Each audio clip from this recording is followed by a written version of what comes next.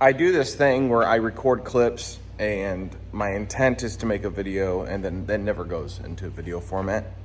And so this video here is, man, it's months of just stuff happening to the Subaru as we were going through and fixing stuff on it and kind of working out the bugs of the car, so to speak. And so you'll see a bunch of random clips, it seems like, but it's all in chronological order of how things actually happen. Okay, so something that you're gonna see for the next few minutes is us tearing the car apart. Yeah, tearing it apart. So we ended up driving the car for a bit around town, was watching the vitals of the engine and everything as we were doing so, and was noticing some weird things. One being that the AFRs were not consistent. They were kind of bouncing all over the place. And then started hearing some, I don't know, we heard some valve train noise, but didn't really attribute it to anything. Just kind of figured it was just maybe noisy. I don't know. And so we kept driving it, and then we were driving it back to the shop. And literally, I don't know, maybe a quarter of a mile, not even, away from the shop, and we started hearing a little ticking, like an audible tick, not just, lifter noise, but an audible tick. And so we got it back to the shop and everything, and we were wondering what it was, because it got to the point where it was fairly audible. And then we shut it down, drained the oil, and there was some metal in the oil. And initially, when we got this car going, the oil filter relocation, we had it backwards. And so we think that we may have damaged the cam. So we ended up in these clips pulling the motor apart. And sure enough, we found damage. Yeah, lack of oil. And the lifters, two of them had flat lobes, and the cam was gone. It was a goner. So we had an extra cam and picked up some lifters and got her all thrown back together. But it was quite an ordeal. But yeah, so that is why we are tearing this thing apart.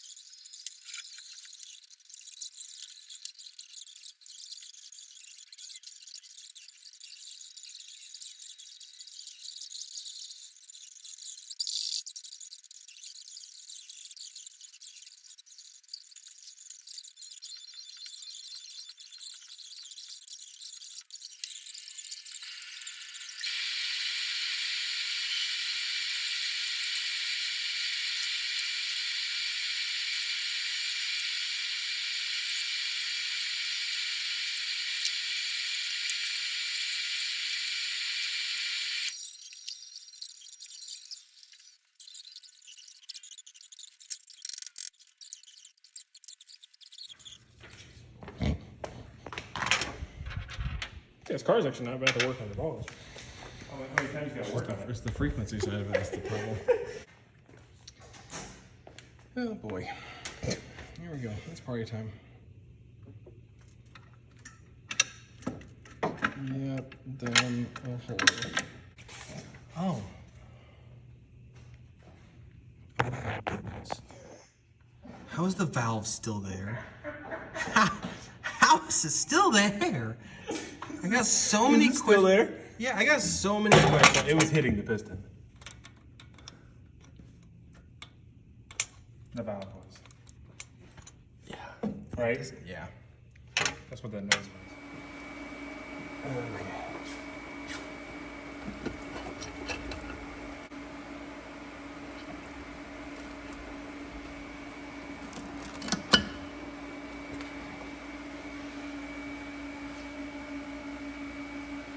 I think that's best case scenario. Huh? It doesn't look bad. All right. It's story time. Ever since we got the car running, we had small issues here and there. So the car started kind of laying over, was misfiring. It was just acting just like it was not happy. We weren't getting any indications aside from it running rich.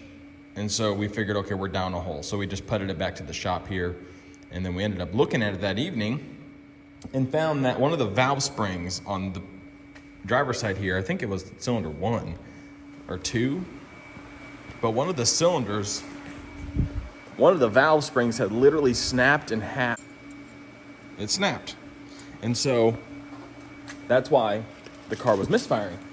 So we were like, okay, well maybe it's just like a fluke, one bad spring, so we replaced it. I had an extra set here, so we just threw another one in there.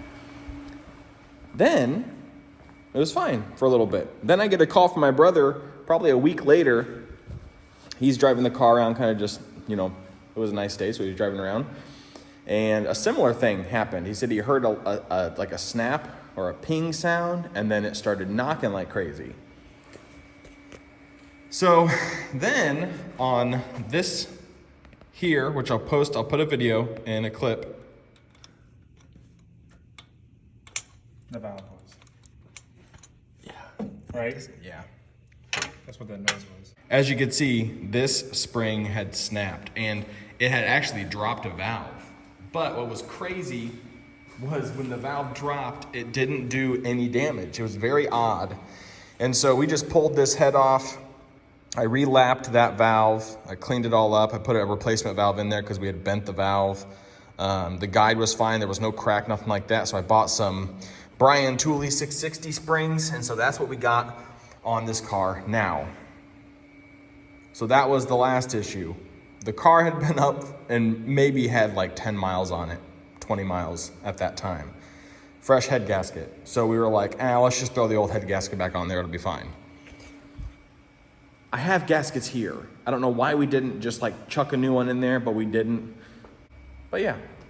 So we were driving, or he was driving it the other day and said that it started to overheat really bad, like got up to 240, and then it would go down and then it would come back up. And so I was like, that sounds like air in the system. And so sure enough, we get back to the shop and it's got air in the system. So we're sitting there bleeding it and bleeding it and bleeding it, finally get what seems to be all bled out, but it seems like when it's running, it's creating air pressure, which didn't make sense.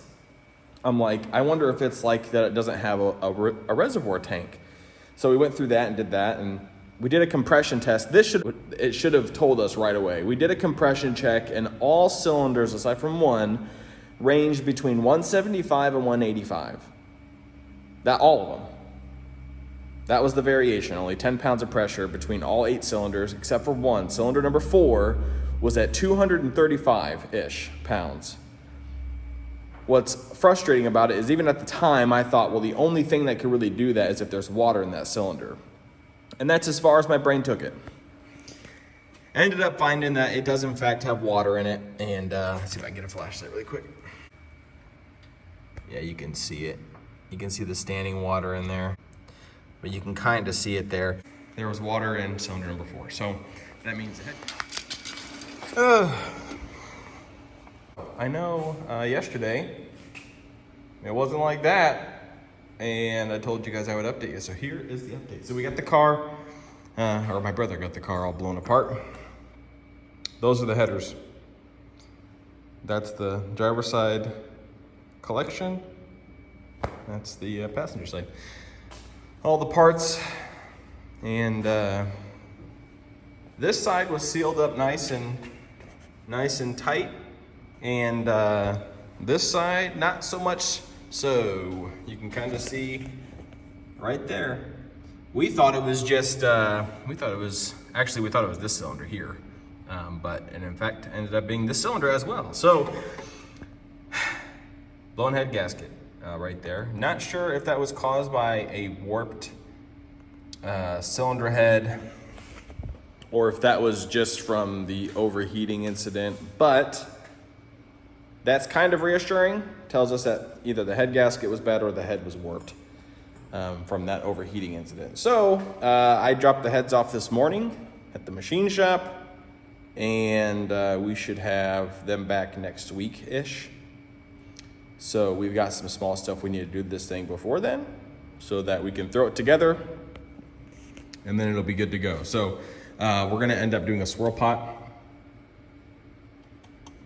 Doing a swirl pot up here, and then gotta add a drain on the coolant tank or the ice box, and then Trying to think what else. Those are really the main things.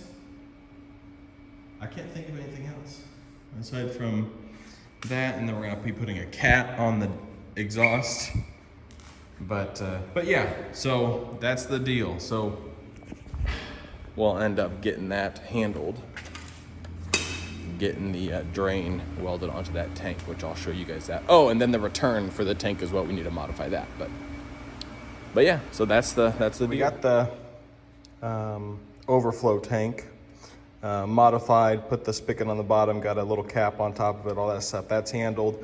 Ended up finding out that the eBay fans that were on this thing were just not cutting it. And so we bought, my brother picked up a couple Spall 12-inch pullers.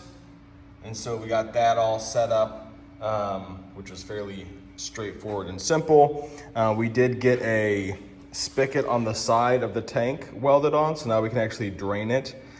We put a little bit of this like Mylar temp stuff on the side of the tank just to kind of control heat to some extent. I think we're gonna end up header wrapping these just because the radiant heat is creating some issues with regards to the IATs, or at least if we wrap the headers, then we can control that a little better. Waiting on a new power steering pump because this one decided it wanted to cut its losses, and I think that all stems from us when we were first getting the car up and running. We noticed that even just sitting and idling, the pump would start to make noise and then the steering would get clunky. And so we ended up putting a power steering cooler on it, but I think just running it for a certain amount of time without a cooler ended up cooking the seal or something internally. So got a new pump on the way for that. And other than that, she's all squared up and ready to go. But yeah, that'll do it for this video, guys. Hope you guys like seeing this car go through its process. I know it's been kind of blotchy, but with Janice's health and then trying to get work done and helping my brother with this thing on the side, it's just been kind of all over the place, but we're getting there. Ended up picking up a 6-liter locally. Found this for a steal. So we're gonna end up blowing the rest of it apart, get new rings for it, get the crank polished, kind of do like a cheap, just freshen up pretty much. And then whenever something dramatic happens to this thing, we'll get the motor yanked and probably put a new clutch in it and swap the 6-liter in it. But for now, she's good to go. I'm gonna get back to work, and I hope you guys have a good day. And if you like the video, if you guys like this kind of stuff, I am gonna do a video eventually of going through the process of fabricating something. So, because I know a lot of you guys want to see that kind of stuff. Get something like that going so you guys can see it. But yeah, have a good one, guys. I'll see you guys later.